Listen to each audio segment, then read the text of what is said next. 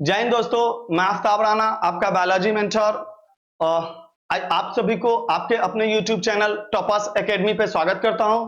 और जैसा कि आप लोगों को इंट्रोडक्शन वाली वीडियो में ही बता दिया गया होगा कि आपको सभी सब्जेक्ट के लिए निःशुल्क क्रैश कोर्स हमारी टीम लॉन्च कर रही है और इनफैक्ट लॉन्च कर भी दिया है, जिसमें कि सर लोगों का इंट्रो वीडियो आ चुका है, फिर सिलेबस का भी वीडियो आ चुका है। तो आज मेरा सिलेबस का वीडियो आएगा, ठीक है। तो हम लोग देखेंगे कि हमारी टीम जो कि एक टॉपर्स एकेडमी योद्धा के नाम से जो बैच स्टार्ट होगी वो आपको फ्री होगी, बिल्कुल निःशुल्क होगी। आपको इसके लिए बिल्कुल कोई चार्ज नहीं और आपको कहीं जाना भी नहीं है। सभी सब्जेक्ट के लिए आपको जितने भी सब्जेक्ट हैं सभी सब्जेक्ट के लिए आपको हमारे ही चैनल पे आपको सभी सब्जेक्ट कराए जाएंगे। तो जैसा कि ये रहा हमारे टीम और आप हमारे टीम को बहुत अच्छे से देख रहे हैं। फिर अगर चलते हैं हम लोग नेक्स्ट पेज पे, तो देखिए क्या लिखा हुआ, क्रैश कोर्स क्लासेस 12, जिसमें कि देखेंगे हम लोग physics, chemistry, biology, maths, English and Hindi, यानी सभी सब्जेक्ट के लिए आपके सभी अलग अलग टीचर्स हैं। ऐसा नहीं है कि एक ही टीचर्स जो है वह सभी सब्जेक्ट पढ़ा देंगे। और इनफैक्ट ऐसा भी है हमारे टीम में कि एक सब्जेक्ट के लिए दो दो टीचर हैं, दो नहीं तीन भी टीचर हैं। आप बस हमारी चैनल यानी आपकी जो अपनी YouTube चैनल है आप बस उनसे जुड़ करके रहें। तो हम लोग देख रहे हैं कि ये हमारी टीम है। चलिए आज हम लोग देखेंगे किसकी बात करते हैं। तो हम लोग बात करते हैं अपने इस बायोलॉजी सिलेबस का, क्योंकि हम आपसे पहले ही वादा कर चुके हैं कि हम आपको इस यानी जो हम लोग का अभी जो आज से जो हम लोग का चलेगा, प्लान जो चलेगा, योजना जो हम लोग की चलेगी, वो उसमें हम एक अकेले होंगे जो आपको बायोलॉजी पढ़ाएंगे और उम्मीद करते हैं कि हम आपको खुश कर देंगे और आप इस चीज से खुश होइएगा। चलिए तो हम लोग देखते हैं कि पढ़ना क्या, ठीक है। सबसे पहले तो हम लोग देखते हैं कि ये पढ़ना हम लोगों को बायोलॉजी, ओके, सिर्फ और सिर्फ पढ़ाएंगे हम, इसमें कोई शक नहीं। और उम्मीद करता है कि हम आपके प्लान पे उतरेंगे, ओके। तो बायोलॉजी देखते हैं। तो बायोलॉजी का ये जो सिलेबस हम लोग देख रहे हैं, आज सिलेबस का वीडियो है। तो सिलेबस जो होगा ये कुछ 2023 एंड 2024 का होगा। सिलेबस जो होगा ये सिर्फ कितने का होगा, 2023 एंड 2024 का, ओके। तो फिर देखते हैं कि 2022-23 का, 21-22 का या फिर 23-24 के सिलेबस में क्या बदलाव आया, क्या हमको पढ़ना है और क्या नहीं पढ़ना है, ठीक। तो अब हम लोग देखते हैं कि जैसा कि आप देख रहे होंगे, फर्स्ट में एक तरफ यूनिट है, दूसरा तरफ यूनिट नेम है और तीसरा तरफ मार्क्स है। ये 2023-24 का आपका सिलेबस है। यूनिट देखते हैं तो यूनिट हमको क्लास 12th में यूनिट 6 से स्टार्ट करना पड़ता है, जो कि unit 6, unit 7, unit 8, unit 9 and unit 10, यानी टोटल इसमें 5 यूनिट पढ़ना है, कोई शक नहीं। 5 यूनिट 11th में पढ़ना था जिसमें टोटल 22 लेसन थे, तो वहां पे हम पढ़ चुके हैं। अब 5 यूनिट में यहां टोटल 16 लेसन देखेंगे, ठीक है। तो सबसे पहला यूनिट जो है वह है रिप्रोडक्शन। ये क्लास बाइलिंगुअल होगी, हिंदी और इंग्लिश दोनों चलेंगे। तो रिप्रोडक्शन यानी हम लोग कह सकते हैं प्रजनन या फिर जनन, प्रजनन या फिर जनन। ये रिप्रोडक्शन अकेले 16 नंबर की होगी। सेकंड जो हमारा यूनिट नंबर 7 है, यूनिट नंबर 7 जो है वो हमारा जेनेटिक्स एंड इवोल्यूशन जो है, जेनेटिक्स एंड इवोल्यूशन से टोटल 20 नंबर की क्वेश्चन पूछी जाएगी। बायोलॉजी एंड ह्यूमन वेलफेयर की तो इससे टोटल 12 नंबर की पूछी जाएगी। फिर नेक्स्ट है हमारा बायोटेक्नोलॉजी एंड इट्स एप्लीकेशन, इससे टोटल 24 नंबर का। और फिर हमारा लास्ट यूनिट जो है ecology and environment, ecology and कौन सा है, इन्वायरमेंट, इससे कितने नंबर की पूछी जाएगी, तो 10 नंबर। फिर अगर देख रहे होंगे तो यहाँ पे टोटल पूर्णतः कितना नंबर है, 70 नंबर। कितना टोटल नंबर हुआ, तो यहाँ पे टोटल 70 नंबर हुआ। अब हम लोग थोड़ा सा इसके बारे में बात कर ले। बायोलॉजी टोटल 100 नंबर की एग्जाम होती नहीं है, 30 नंबर की प्रैक्टिकल एग्जाम जो होती है वो कॉलेज कंडक्ट करवाती है और 70 नंबर का थियोरी पेपर होता है। तो हम लोग सिर्फ और सिर्फ किसकी बात करेंगे, इसी 70 नंबर की बात करेंगे जो हमारा थियोरी है। आप लोग इतना बोल रहे हैं कि बस विश्वास करके रखें, आपको सब कुछ होगा, ओके। फिर अगर हम लोग देखें अब इस यूनिट में कितना लेसन है, किस पे कितना फोकस करना है, जरा उसकी बात कर लें। पहले अगर हम लोग देखें तो सबसे पहले तो देखेंगे कि सबसे पहले हम लोग यहाँ पे देख लें कि किस यूनिट से कितना क्वेश्चन पूछा जाएगा। तो इसमें सबसे ज्यादा देखते हैं तो बायोटेक्नोलॉजी क्वेश्चन बनाती है, और कौन सा फिर बायोटेक्नोलॉजी के बाद तो जेनेटिक्स। यानी अब वो हमारा पुराना बायोलॉजी समाप्त हो गया जो सिर्फ एक रिप्रोडक्शन के बेस पे ही हमारा पूरा होल बायोलॉजी टिका हुआ था। ऐसा नहीं है, हम लोग मॉडर्न एरा में जी रहे हैं और मॉडर्न एरा में आए दिन हम लोग देखते हैं कि बहुत सारे जो चेंजेस आते आ रहे हैं, वो changes only and only genetics और कहीं ना कहीं इसमें बायोटेक का अहम योगदान होता है। तो फिर देखते हैं हमारा कि यूनिट की अगर बात करें, यूनिट 6 में टोटल 4 लेसन है। ओके, यूनिट 6 की बात करें तो टोटल कितने, 4 लेसन, जिसमें रिप्रोडक्शन इन ऑर्गेनिज्म यानी जीवों में जनन। आपको बता दें, इसके नीचे जो अंडरलाइन किया हुआ है, अंडरलाइन करने का एक पर्पस था, आपका जो सिलेबस जो है, सिलेबस अपडेट होने के बाद बायोलॉजी के 16 लेसन में से टोटल 3 लेसन हटा दिया है। तो जो लेसन हटा दिया है उसके लिए हम नीचे में अंडरलाइन कर दिए हैं, लेकिन पढ़ना हमको सब लेसन है, क्योंकि हम बिहार बोर्ड का एग्जाम के प्रिपरेशन कर रहे हैं, तो क्या पता कहां से पूछ ले। एंड हाँ, ये लेसन जो है ना, ये रिलेट करता है, कोरिलेटिंग लेसन है, इसलिए हम लोग इसको जरूर पढ़ेंगे। तो पहला है रिप्रोडक्शन इन ऑर्गेनिज्म यानी जीवों में जनन।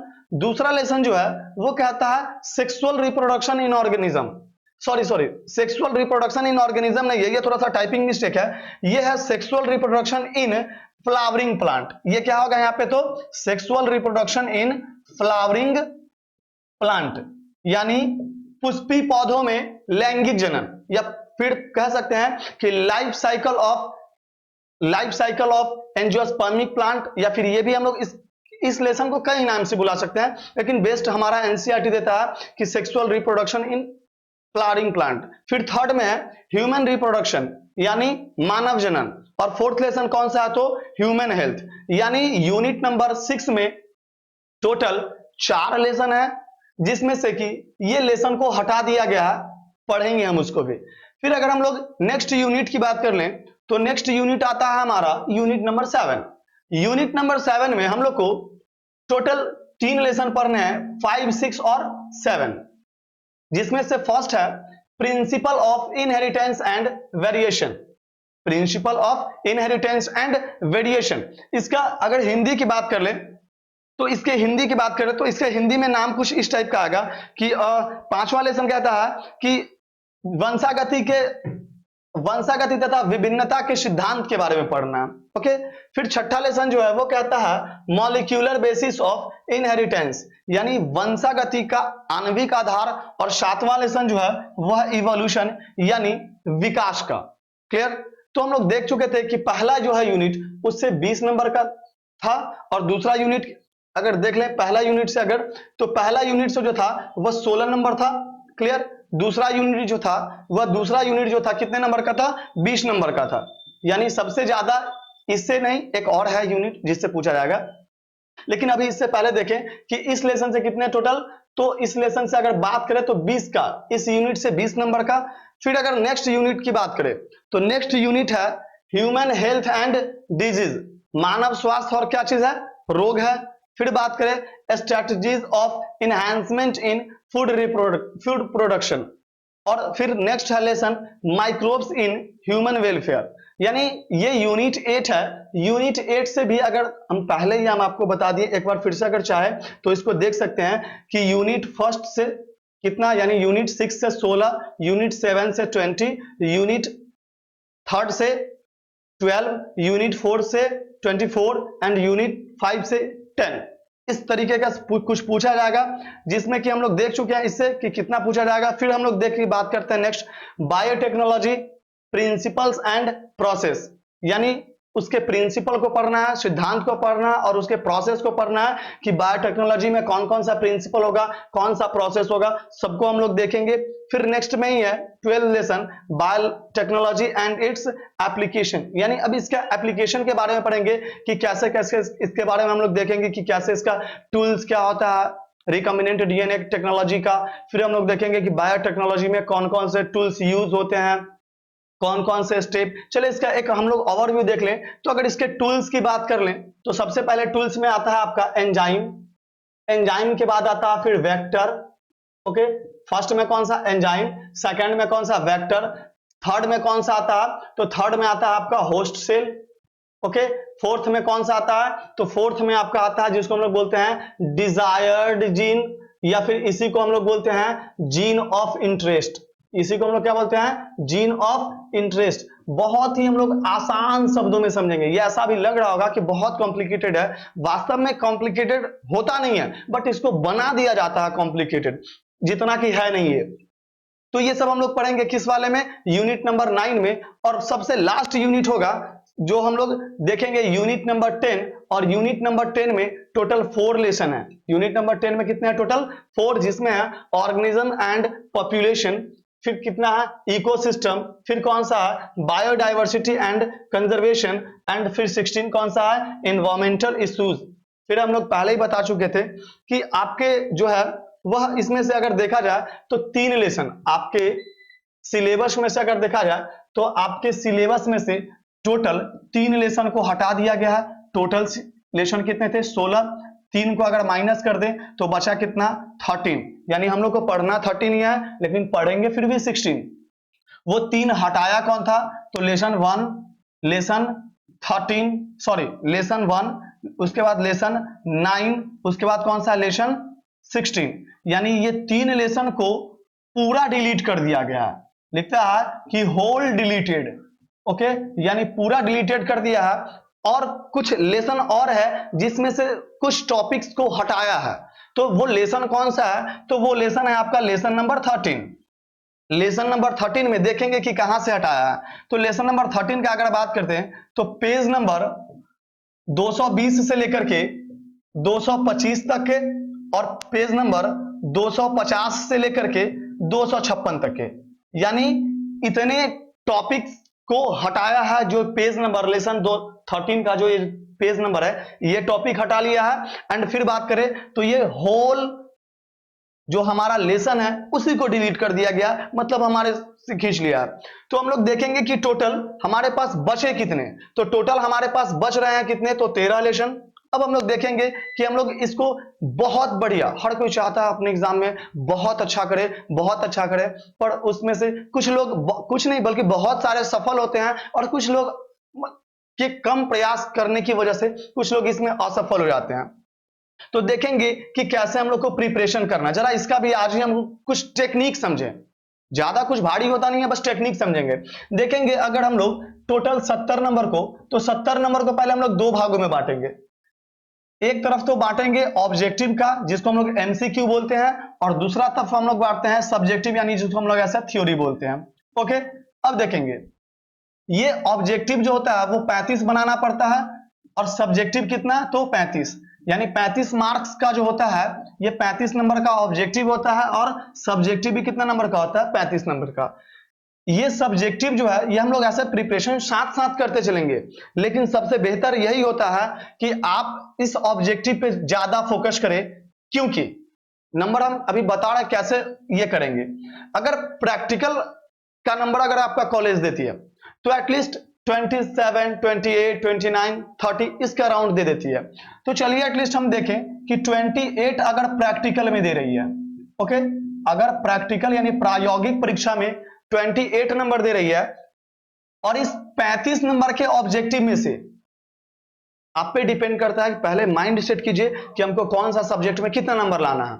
ठीक, तो अगर इसमें से 35 का 35 लाते हैं ऑब्जेक्टिव, तो देख रहे हैं 3 2 5 8 5 13, यानी टोटल अभी 63 नंबर हो रहा है। 63 नंबर अभी हम ले लिए हैं बोर्ड से जबरदस्ती छीन करके, क्योंकि ये मेरा हक है, और हक आप खुद से लीजिएगा। हक मांगने से नहीं, छीनने से मिलता है। वो जमाना लद गया जो मांगने से मिल जाता था, वो अब छीनने से मिलता है। अब बात कर लें किसकी? 35 नंबर का। 35 नंबर में लिस्ट नंबर अगर उठाएंगे हम लोग, लिस्ट नंबर, तो एटलीस्ट कम से कम तो 30 नंबर उठा लेंगे, कम से न कम नंबर। क्योंकि अगर जो कॉपी चेक करते हैं, हो सकता है कि आपका मेथड कभी सही नहीं हो, कभी एप्लीकेशन में आप गलत कर देते हो, कभी हो सकता है कि फिगर बना रहे हैं उसका नोमेनक्लेचर नहीं किया। नोमेनक्लेचर का भी टेक्निक होता है कि अगर किसी फिगर को बना रहे हैं तो उसका नाम किस तरफ लिखें। हम लोग तो भाई सिखाया नहीं जाता है शिक्षकों द्वारा कि फिगर में जो नामांकन करते हैं, नामांकित अगर कर रहे हैं तो फिगर में नामांकित किस तरफ करें, बेहतर किस तरफ होता है करना।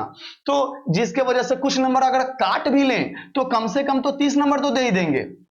तो अगर यहां पे एक्स्ट्रा ऐसे अगर 30 नंबर ऐड कर दे रहे हैं तो टोटल आपके पास कितने हो जाएंगे, 93 नंबर होंगे। कम से कम आप 93 नंबर ला रहे हैं आप अपने एग्जाम में। तो अब ये डिपेंड आप पे करता है कि आप कितने मार्क्स के हकदार हैं, आप कितना मेहनत कर रहे हैं। वो है ना कि कौन कहता है यारों के आसमानों में सुराख नहीं होता, एक पत्थर तो तबीयत से उछालो यारो। ये रामधारी सी दिनकर का शायद उन्हीं का ये कोट्स है। तो बस आप एक बार हृदय से, मन से, तन मन धन, तो यहां पे धन की कोई आवश्यकता नहीं है, धन हमको हमको आपसे नहीं चाहिए। बस आप तन मन से आप अभी से अपने एग्जाम के लिए भिड़ जाइए, फोकस कीजिए, हमारी संस्था आपको सब कुछ करके देगी। तो इसी शब्दों के साथ मैं अपनी वाणी को विराम देता हूं। जय हिंद, जय भारत, धन्यवाद।